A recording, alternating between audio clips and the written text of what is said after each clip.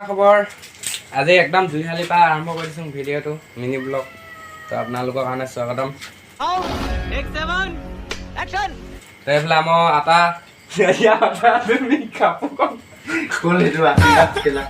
এইফালে আটা পুৰা পিঁয়াজ কাটি আছে তো তোমাৰ আপোনালোকক বেক কেমেৰা কৰি দেখাই দিছোঁ এইফালে আটা লাগি গৈছে পিঁয়াজ কাটিবৰ কাৰণে তো এইফালে মাছ আনিছিলোঁ আধা কেজিমান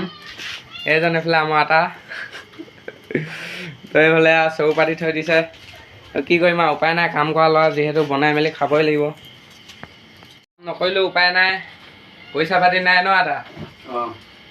তো যিমান পাৰে শ্বেয়াৰ কৰি দিব দেই ভিডিঅ'টো সোনকালে পপুলাৰ হৈ যাবলৈ